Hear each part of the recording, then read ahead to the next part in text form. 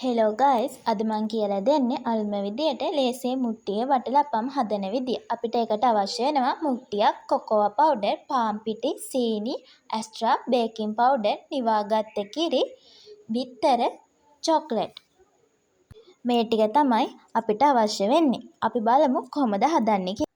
භාජනයක් ගෙන ඇස්ට්‍රා ටික හොඳින් තමා මිශ්‍ර කරගන්න. දිය වෙනකම්ම මිශ්‍ර කරගන්න. මම මේකට ගත්තේ ග්‍රෑම් 40ක ඇස්ට්‍රා පැකට් එකක්.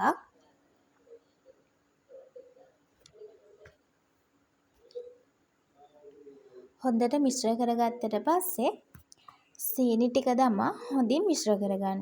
මේකට ගන්න ඕනි හොඳටම කුඩු වුණ සීනි. එතකොට මේක මිශ්‍ර කරගන්න ලේසි. සීනි කෝප්පයක් පමණ අවශ්‍ය වෙනවා. ඊට පස්සේ බිත්තරය දමා හොඳින් මිශ්‍ර කරගන්න.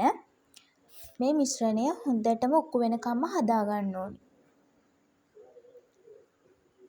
හොඳටම උක්කු වුණාට පස්සේ මිශ්‍රණය හදාගත්තට පස්සේ අපි මේකට කොකෝවා පවුඩර් ග්‍රෑම් 25ක්,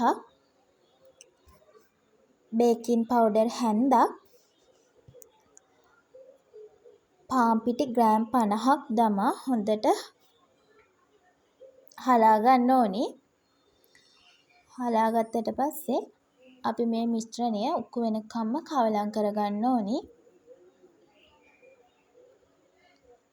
හොඳටම උක්කු වුණාට පස්සේ අපි නිවාගත්ත කිරි මේට එකතු කරගන්න ඕනි. එයත් හොඳටම කවලම් කරගෙන ඇස්ට්‍රා ගාගත්ත මුට්ටියේ අපි මේ මිශ්‍රණය දාගන්නවා. අපි මේ වටලපම් එක හදන්න ඕනේ විනාඩි 10ක් රත් වුණ භාජනයක. විනාඩි 10ක් රත් වුණ භාජනයේට අපි මේ මිශ්‍රණය තියලා විනාඩි 20ක් 25ක් විතර අපි මේක හොඳට වහලා හදා ගන්න ඕනේ. මේ තියෙන්නේ මං හදපු වටලපම් එක.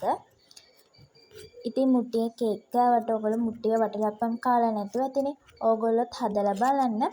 මම මේ හැදුවේ 4 දෙනෙක්ට කන්න පුළුවන් වෙන ප්‍රමාණයකට. ඔයාලට අවශ්‍ය ප්‍රමාණයට හදලා බලන්න. ඉතින් මේ වගේ වීඩියෝ බලන්න මගේ YouTube channel එක subscribe කරලා තියාගන්න.